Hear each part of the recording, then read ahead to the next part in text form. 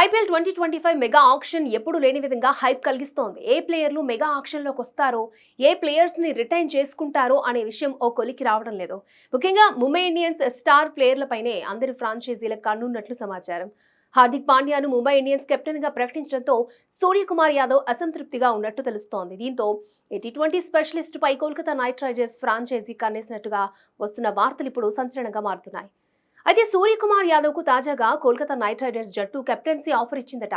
సూర్య captain గా ఒప్పుకుంటే అతనికి ఎంత డబ్బైనా ఇవ్వడానికి కేకేఆర్ యాజమాన్యం సిద్ధంగా ఉన్నట్టు టాక్.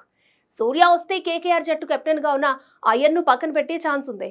ప్రస్తుతం సూర్యకుమార్ యాదవ్ భారత T20 జట్టుకు కెప్టెన్ గా వ్యవహరిస్తున్నాడు. రోహిత్ శర్మ T20లకు రిటైర్మెంట్ ప్రకటించడంతో సూర్యకు T20 పగ్గాలు అప్పగించారు. T20లో సూర్య ఎంత ప్రమాదకర బ్యాటర్ అనే విషయం ప్రత్యేకంగా చెప్పాల్సిన అవసరం లేదు. అతనికి ముంబై కెప్టెన్సీ ఇవ్వకపోతే మెగా ఆక్షన్లోకి వచ్చే అవకాశాలు పుష్కలంగా ఉన్నాయి. అయ్యర్ సారథ్యంలో కేకేఆర్ జట్టు 2024 ఐపీఎల్ సీజన్లో విజేతగా నిలిచింది. అయినా సూర్య కోసం శ్రేయస్ను కేకేఆర్ పక్కన పెట్టాలని నిర్ణయించుకుంది.